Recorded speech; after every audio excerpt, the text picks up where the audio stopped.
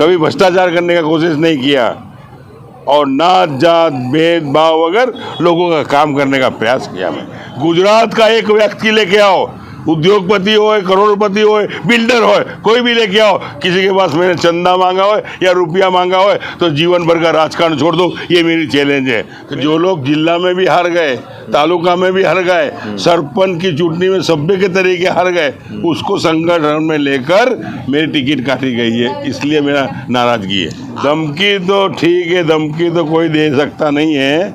मैं तो बजरंग बली से डरता हूँ, बाकी दुनिया में कोई से डरता नहीं हूँ। मैं इस समय बड़ोदरा में हूँ और मेरे साथ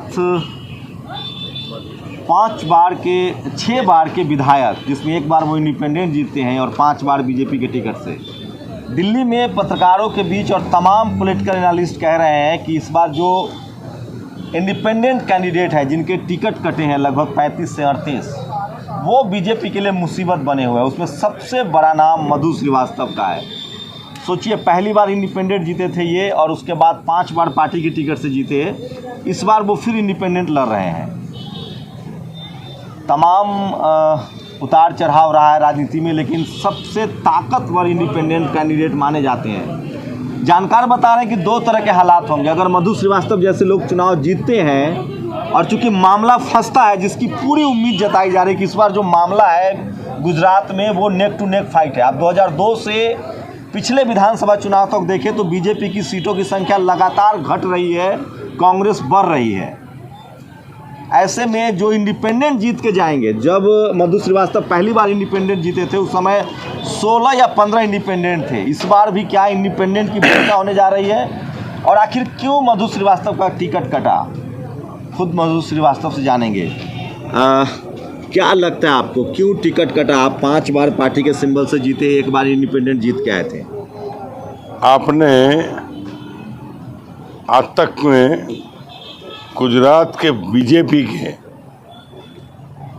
CR पाटिल ने कहा था कि मधुभाई श्रीवास्तव दबंग है मगर नॉन करप्टर है, वो सर्टिफिकेट दिया था। मैंने 30 साल के राजकारण में कभी करप्शन करने का कोशिश नहीं किया, कभी भ्रष्टाचार करने का कोशिश नहीं किया और नात जात भेदभाव वगैरह लोगों का काम करने का प्रयास किया। मैंने आज मेरा टिकट काटा गया है।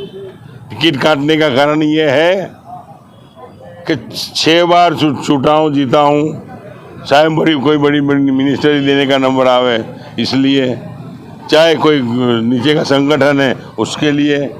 और ये टिकट काटने का कारण ये है नीचे के संगठन लोग कि यदि मेरा जन्म बड़ौदा शहर में हुआ, मैं गुजराती में पढ़ा हूँ, सब कुछ मैंने किया है और बड़ौदा में रहकर भी 50 किलोमीटर जाकर निर्धारित चुनाव जीता मैं। और निर्धारित चुनाव जीतने के बाद भारतीय जनता पार्टी ने मुझे बुलाकर टिकट दी, 5 दफ़े टिकट दी, 5 दफ़े में चुनाव जीता और 5 दफ़े पहली दफ़े हिंदुस्तान आज़ाद हुए ने वाघोड़िया की सीट पे भारतीय जनता पार्टी का सिंबल लाया मैं। इसी तरह बड़ौदा शहर की संसद की सीट पर जब मैं विधायक फिर से बना वाघोड़िया का, तो संसद की सीट भी पहली दफ़े जयाबेन को बड़ौदा में लाने वाला मधु श्रीवास्तव है। मैंने पार्टी के लिए इतना त्याग दिया, पार्टी के लिए मेरे को ठेठ सुप्रीम तक चुनाव लड़ना पड़ा और सुप्रीम में मैं बरी होकर आज आपके सामने आया हूँ। और मेरी टिकट काटी है, इसलिए काटी है कि नीचे के लोग, ऊपर के लोगों ने नहीं, ऊपर जो बड़े नेता बैठे हैं वो नेताओं नहीं, नीचे के लोगों ने टिकट काफी है और थोड़ी नाराजगी हुई। मेरे को मनाने भी आए, समझाने भी आए, सब कुछ भी करने आए। मेरे को केंद्र में कोई चेयरमैन की देने की भी बात करी मेरे को, फिर भी मैंने कहा कि सामने जो लोग जिला पंचायत में चुनाव लड़ा था बीजेपी के सिंबल पर, वो हार गया था गए साल और उसी को भी आपने विधानसभा की टिकट दी है, तो किस तरह जो जीतेगा। इसलिए मेरे का मैं बोला उसको चेयरमैन की दे दो और टिकट मेरे को वापस दो, अभी देर नहीं हुई है। फिर मैंने बीजेपी का फॉर्म भी भरा था, फिर निर्दलीय फॉर्म भी भरा था। दोनों फॉर्म भरने के बावजूद भी मेरे को फिर भी बीजेपी ने नहीं स्वीकारा। और मेरे कार्यकर्ता के 2,43,000 मतदार है मेरे वाघोडिया 136 विस्तार के, वाघोडिया तालुका और बड़ौदा तालुका, 2 तालुका का होकर मेरा एक विधायक का विधानसभा रूम बनता है। मेरा टिकट काटने का कारण एक ही कारण है कि जब मैं 6 बार चुनाव जीता हूँ और 6 बार चुनाव जीतने के बावजूद फिर से 7वीं बार चुनाव जीतूंगा तो कोई बड़ी मिनिस्ट्री देना पड़ेगी। लोग कह रहे हैं कि आप गरीबों के रॉबिन हुड हैं, आप बड़े कंटेंडर थे, इसलिए शायद आपको क्या लगता है जो गुजरात की लीडरशिप है उसने आपको दरकिनार किया, या क्योंकि लोग तो कह रहे हैं कि सारा फैसला अमित शाह और मोदी कर रहे हैं गुजरात में किसको टिकट मिलेगा किसको नहीं मिलेगा, आप कह रहे हैं लोकल नेताओं ने टांग अड़ा दिया? उसमें दो मत की बात नहीं है। लोकल यानी यहाँ के हमारे चुनाए हुए संसद, उसके बावजूद जो लोग संगठन में थे वो लोग एक बनकर और अन्याय मुझ पर कराए। मैंने खून पसीना बहाकर लोगों को आगे बढ़ाने का करा। भारतीय जनता पार्टी ने मुझे दिल्ली भेजा, दिल्ली में मैंने प्रचार किया, यूपी में भेजा तो यूपी में प्रचार किया, मैं जहाँ महाराष्ट्र में भेजा तो महाराष्ट्र में भी बीजेपी के लिए जान की बाजी में लगाकर काम करने का प्रयास करा और निस्वार्थ। और 5 दफ़े मैं चुनाव बीजेपी से लड़ा, कभी 1 रुपया मैंने उनके पास चंदा नहीं लिया, कभी चुटनी फंड नहीं दी मेरे को और मैंने कभी रुपया नहीं लिया। मेरी जात से लड़ा जीत आप तो कट्टर हिंदू थे, आप तो सुप्रीम केस भी लड़ना पड़ा आपको, कट्टर हिंदू थे, फिर क्या प्रॉब्लम हो गई? आप चूंकि हिंदू के प्रतीक भी थे, हिंदू सिंबॉलिक भी थे, आप कहीं ये मुसीबत तो नहीं हो गई? ये मामला है ना। मैं काशबात पे चलने वाला आदमी हूँ, नात जात भेदभाव अगर कोई भी आया होगा उसका काम करने का प्रयास किया होगा। किसी भी जात का व्यक्ति आया होगा मेरे पास में, मैंने कभी ना नहीं बोला होगा, उसका काम करने का प्रयास करेगा। और निस्वार्थ मैं तो ये लोगों को कह रहा हूँ, बड़ौदा नहीं गुजरात का एक व्यक्ति लेके आओ, उद्योगपति हो, करोड़पति हो, बिल्डर हो, कोई भी लेके आओ, किसी के पास मैंने चंदा मांगा हो या रुपया मांगा हो तो जीवन भर का राजकारण छोड़ दो, ये मेरी चैलेंज है। मैंने जीवन में मनुष्य उतार लिया है, लोगों के दुख सुख का भागीदार बन सकूँ, लोगों का काम कर सकूँ, पर मेरे को बीच रास्ते में से महल में बनाया ना, महल में से धक्का मार के निकाल दिया, ये बहुत गलत किया है। नहीं, लेकिन धक्का मार के निकाल दिया। आप अगर चुनाव जीतते हैं और अगर बीजेपी को कुछ सीटों की कमी हो जाती है और आप निर्दलीय जीत जाते हैं तो जाएंगे फिर घर में? इसमें मेरे कार्यकर्ताओं ने मीटिंग करी थी और कार्यकर्ताओं ने मीटिंग कर कमेटी बनाई थी और कमेटी बनाकर कहा था कि मधु भाई कोई जगह से लड़ने का नहीं, अपक्ष लड़ने का है। और मेरे को कार्यकर्ता के कहने पे मैं अपक्ष लड़ रहा हूँ। और कार्यकर्ता कहेंगे कि भाई कांग्रेस में जाओ, कार्यकर्ता कहेंगे बीजेपी में जाओ, कार्यकर्ता कहेंगे कि आम पार्टी में जाओ, या कार्यकर्ता कहेंगे कि निर्दलीय अपक्ष रहो तो अपक्ष रहूँगा और मैं लोगों का काम करूँगा। लेकिन दिल्ली में आपकी फाइल मजबूत हो रही है, कहा जा रहा है कि जितने निर्दलीय लड़ रहे हैं बीजेपी के खिलाफ, जिनकी टिकट कटा है, उस सबका नेता मधु श्रीवास्तव है। नहीं, गलत बात है, उस बात की गलत, ये बात को आप दोहरा रहे हो, ये बात गलत है। मैं तो एक जवान का आदमी हूँ, प्राण जाए पर वचन ना जाए, मधु श्रीवास्तव है। और न किसी का वो ये किया है कि भाई सबको निर्दलीय लड़ने का, वो शक्य ही नहीं है। मेरे को लड़ाने वाले मेरे कार्यकर्ता और कमेटी लोगों ने लड़ा है। वही तो क्या बीजेपी सोच रही है कि जिस बीजेपी के खिलाफ विरोधी पक्ष डरते हैं, वो कैंडिडेट नहीं बन पाते हैं, 30-35 निर्दलीय लड़ रहे हैं, उसका नेता मधु श्रीवास्तव है। वही सबको कह रहा है कि निर्दलीय जिसका टिकट कटा है वो निर्दलीय लड़े। नहीं, गलत बात है ये, मैंने किसी को शिकामत दी नहीं है। और मैं सही बोलने वाला आदमी हूँ। मेरे को तो मेरे कार्यकर्ता नाराज हुए थे, मेरे मतदार 2,43,000 नाराज हुए थे कि मधु भाई श्रीवास्तव ने नर्मदा का पानी वाघोडिया तालुका में लाया, मधु श्रीवास्तव ने महिसागर का पानी बड़ौदा तालुका को दिया, लाल पानी था उसकी जगह सफ़ेद पानी पिलाने का प्रयास करा, फिल्टर वाला पानी का किया, रोड बनाया, रास्ता बनाया, ब्रिज बनाया, एक आवास के मकान बनाए, स्कूल बनाए, कॉलेजों में सपोर्ट करा। इतना कार्य करने के बावजूद भी मेरे से अन्याय हुआ है मेरे पे। आप माता रानी के भक्त हैं, थोड़ा अपने बारे में बताइए, जो आपने रुद्राक्ष और तमाम जो पहना है। नहीं, मैं बजरंगबली का भगत हूँ। बजरंगबली के? मैं आज 46 साल मेरे को होने आए हैं 46 साल से दर शनिवार को, चाहे कोई मिनिस्टर आया हो, कोई भी आया हो, पर शनिवार के दिन हनुमान के मंदिर पे बैठना, चाहे हनुमान चालीसा बोलना और हनुमान चालीसा के साथ 5 भजन करना और सत्संग करता आया हूँ। पानी लीजिए। श्रीवास्तव जी, एक दो सीरियस सवाल लीजिए। आपको क्या लगता है, बीजेपी से आप अब भले बगावत कर रहे हैं, निर्दलीय चुनाव लड़ रहे हैं, इस बार मामला फंसा हुआ है, चुनाव फंस गया है इस बार निर्दलीयों की वजह से। बीजेपी के सारे नेता, मुख्यमंत्री, प्रधानमंत्री, गृह मंत्री, सांसद, मंत्री सब गुजरात में हैं। क्या आपको भी लगता है इस बार मामला फंस गया है? नहीं, मैं ऐसा तो नहीं मानता हूँ। पहले भी मैं कह चुका हूँ कि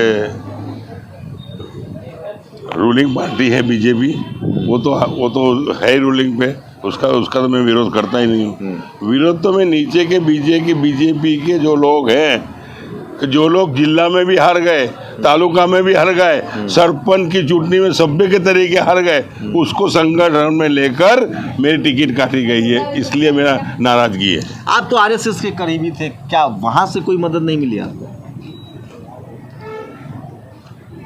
आरएसएस में तो मैं पहले बचपन से जाता था, आज नहीं हूँ मैं आरएसएस में। आज मैं एक सिर्फ सेवक तरीके सेवा करने निकला हूँ बाजार में, और सेवा इसलिए करने निकला हूँ कि जीवन के अंदर कुछ भी कार्य करना है, जीवन के अंदर मनुष्य अवतार लिया है तो कोई गरीब को काम आओ, कोई नात जात भेदभाव अगर किसी को कार्य में आ जाओ तो उसको मनुष्य जीवन कहते हैं। इसलिए मनुष्य जीवन के दरमियान के अंदर मैंने राजकारण पकड़ा, राजकारण के साथ साथ में धर्म को लेकर चला हूँ, और धर्म के साथ में फिल्म लाइन भी करी है मैंने। कोई नहीं, फिल्म बनाया आपने, लाइन ऑफ शेर बनाया है आपने गुजराती में।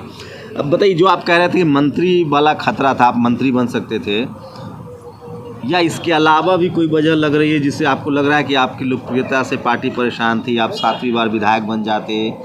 कोई और वजह दिख रही है कुछ, या पार्टी आपसे किनारा क्यों करना चाह रही है? इसमें पार्टी का किनारा इसलिए करने जा रही है कि मैं ज़्यादा मुंह खोलना नहीं चाहता। मेरे को एग्रो का चेयरमैन बनाया था। हाँ। और एग्रो का चेयरमैन बनाया था, उस टाइम पे मैंने 300 करोड़ का कौभाड़ पकड़ा था, और 300 करोड़ का कौभाड़ पकड़कर मैंने एमडी, मैनेजर, असिस्टेंट मैनेजर तीनों को सस्पेंड करे थे मैंने। मैं एग्रो का चेयरमैन था उस टाइम पे, 300 करोड़ का कौभाड़ करा था। इसके कारण हो सकता है। दूसरी कारण के मेरे को सच बोलना चाहिए, गलत जिसने भी करा हो, मेरा हो या अपना हो, तो भी सामने बोलना मेरे को फर्ज पड़ता है, मैं बोलते आया हूँ। क्या लग रहा है मोदी जी के यहाँ से जानने के बाद पार्टी पर, मतलब पार्टी में भ्रष्टाचार है, सरकार में भ्रष्टाचार बढ़ गया है जब से मोदी जी दिल्ली चले गए? अब मैंने 300 करोड़ का कौभाड़ पकड़ाना, मैंने छोटे मोटे निगम के अंदर 300 करोड़ का कौभाड़ पकड़ के एमडी तक का सस्पेंड करा मैंने। तो इस नज़र के सामने अखबार में आया, टीवी पर आया, और मैंने फिर कमेटी में लिख कर दिया कि ये तपास हुई है, तपास में गुनहगार ठहरे हैं और गुनहगार हुए हैं, इसके लिए उनको जेल में जाना चाहिए। क्या लग रहा है, पार्टी आला कमान को सब पता है, चूँकि अभी बीजेपी मतलब अमित शाह, मोदी, या फिर यहाँ के जो लोकल नेता हैं, स्टेट लीडर हैं, वो गुमराह कर रहे हैं, या आला कमान को सब पता है? इस सब आला कमान को पता है और सबको पता है कि क्या हो रहा है, क्या नहीं हो रहा है। इसलिए कई लोगों को ये लोगों ने सूचना दे दी है कि संभल के रहना, बाकी तो आपको ठिकाने लगाएंगे। ये पार्टी बीजेपी की पार्टी, ये पार्टी कांग्रेस की पार्टी, आज हम दोनों पार्टी के सामने लड़ रहे हैं अकेले हाथ से।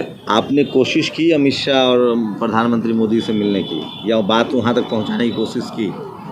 बात हुई नहीं, स्पेशल हेलीकॉप्टर लेकर मेरे एयरपोर्ट पे आया, एयरपोर्ट पे मुझे बुलाया गया और बुलाकर समझाने का प्रयास किया कि अमित शाह ने भेजा है, पर मैंने कहा कि मेरे कार्यकर्ता ने निर्णय ले लिया। अब निर्णय लेने के बाद तो मैं पीछे हटता नहीं हूँ, आगे मधु श्रीवास्तव कदम बढ़ाता है। आपको कि आप अपना नाम वापस ले लो, आपको थ्रीट भी करने की कोशिश की गई, इसमें सच्चाई है क्या? धमकी तो ठीक है, धमकी तो कोई दे सकता नहीं है। मैं तो बजरंग बली से डरता हूँ, बाकी दुनिया में कोई से डरता नहीं हूँ। मौत आनी हो कल तो अभी मौत आ जावे, मौत से घबराने वाला आदमी नहीं हूँ। मधु श्रीवास्तव वो है कि तूफान अभी आ जाए सामने तो उसका भी सामना कर सकता है। ये एक खबर है, पूरे गुजरात में एक मैसेज जा रहा है, आप पता नहीं इससे आप चाहें तो जवाब देना, कि चूँकि आपका रूट्स जो है वो पूर्वांचल से है और चूँकि गुजरात में पूर्वांचल वोटर भी बहुत है, बड़ोदरा में तो खासकर और ज़्यादा है, वो लोग उस पर भी असर पड़ेगा, वो भी एक वजह रही। इसमें सही बात आपको बोलूँ, हमारे गुजरात की 6.5 करोड़ की आबादी है। 6.5 करोड़ के दरमियान के अंदर हमारे उत्तर भारतीय यूपी, बिहार, राजस्थान, गुजरात के अंदर 1.30 करोड़ लोग हैं जो सुन रहे हैं, मतदाता वो सुन रहे होंगे अभी मेरी बात। एक ही हिंदी भाषी होते हुए और 6 बार चुनाव जीतकर न्याय से चलने वाला आदमी को न्याय नहीं दिया है, ये हमारे हिंदी भाषी सुनेंगे। सोचिए, प्रधानमंत्री खुद आपके स्टेट से चुनाव लड़ते हैं, यूपी ने उनको प्रधानमंत्री की कुर्सी तक पहुंचाया है, बनारस से वो चुनाव लड़ते हैं। लगता है कि चूंकि आप भी यूपी से हैं, यूपी में जड़े हैं आपकी, खैर आप तो पैदा गुजरात में हुए, आपके पिता यूपी से थे, वहाँ के लिए कुछ मैसेज देंगे कि आपके साथ किस तरह से हुआ, चूँकि आप पूर्वांचल से रिलेट हैं? मेरे दादा यहाँ आए थे। अच्छा, आपके दादा आए थे? हाँ, मेरे दादा यहाँ आए थे और मेरे पिताजी मिलिट्री में नौकरी करी है और उसके बावजूद मेरा जन्म यहाँ हुआ है और मैंने रेलवे में सेंट्रल गवर्नमेंट की नौकरी करी है और 7 साल सेंट्रल गवर्नमेंट की नौकरी करी और नौकरी के बावजूद मैं कॉरपोरेशन का चुनाव जीता था, फिर बाद में विधायक बना हूँ। ये मेरी शुरुआत है यहाँ पर। आपने अपने मतलब अपनी मेहनत से, दमखम से यहाँ तक सब कुछ पाया है, सब कुछ खड़ा किया है। हाँ, बाप दादा की मिलकत थी, उनके आधार पे आज ये बिल्डिंग सब मेरी है, ये पूरा ये सब और थिएटर वेटर सब मेरा खुद का है, मेरे भाइयों है, सबका है, लोगों का है, ये पूरा हमारा है। एक आखिरी सवाल, लोग कह रहे हैं कि अभी आप बोल रहे हैं आप सरेंडर कर देंगे, अंत तक जाते जाते आप सरेंडर कर देंगे, लेकिन चूंकि आपकी रॉबिन हुड वाली छवि बनी हुई है, लोग चाहते हैं कि आप चुनाव जीते क्योंकि आप गरीबों की मदद करते हैं, लेकिन लोग कह रहे हैं कि दबाव आएगा, कुछ आएगा, सरेंडर अंत तक मधु श्रीवास्तव सरेंडर कर देंगे। वो शायद ही मैं वो इंसान हूँ जिससे मौजें भी दूर दूर भागती है और मैं वो इंसान हूँ कि जिससे मौत भी दूर दूर भागती है। घबराता नहीं हूँ, सामने जितनी भी आंधी आवे, तूफान आवे, कोई भी बड़ी राष्ट्रीय पार्टी आ जावे, कोई से घबराता नहीं हूँ। मैंने गलत किया नहीं है, मैंने करप्शन किया नहीं है, मैंने कोई माँ बहन के सामने नज़र नहीं उठाई है, सबका भला कराए, सभी को समझाए तो माँ बहन समझाए, सभी को समझाए भाई बहन समझाए, सभी को कार्यकर्ता को अपना समझाए। सोचिए, गुजरात में सबसे बड़ा मुद्दा है कि लगभग 40 जो बीजेपी के कैडर जो कैंडिडेट हैं वो निर्दलीय चुनाव लड़ रहे हैं। 40 सीटें बड़ी बात होती है और अगर ये 40 सीटों में आधी सीटें भी अगर बीजेपी लूज करती है तो वो सत्ता से बहुत दूर चली जाएगी और मधु श्रीवास्तव उसमें एक बड़ा नाम है। और मधु श्रीवास्तव का चूँकि रूट जो है वो पूर्वांचल से है और लगभग उन्होंने खुद कहा कि 1 करोड़ से ज़्यादा वोटर जो हैं वो पूर्वांचल से आते हैं। तो क्या 2024 के चुनाव में मधु श्रीवास्तव का असर यूपी पर भी दिखेगा, जो इनका ग्रास रूट है, जहां से प्रधानमंत्री मोदी आते हैं चुनाव जीत के और वहां से 80 लोकसभा की सीटें हैं। सारे देश की नज़र है निर्दलीय कैंडिडेट पर। गुजरात के जो निर्दलीय कैंडिडेट चुनाव लड़ रहे हैं, आपको याद होगा हिमाचल में एक निर्दलीय को मैनेज करने के लिए प्रधानमंत्री खुद फ़ोन कर रहे थे।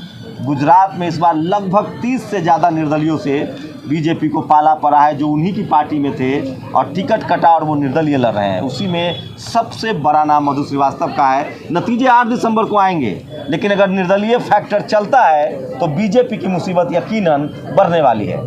पूरी बातचीत पर आपकी प्रतिक्रिया बहुत ज़रूरी है कि आप इस पूरे चुनाव को कैसे देख रहे हैं। कैमरामैन आशीष के साथ शंभू कुमार सिंह, नेशनल दस्तक, बड़ोदरा, गुजरात। नेशनल दस्तक की आपसे गुजारिश है कि अगर इसको बचाना चाहते हैं तो नेशनल दस्तक को सब्सक्राइब करने के लिए रेड कलर के सब्सक्राइब बटन को दबाएं, फिर बेल आइकन की घंटी दबाएं।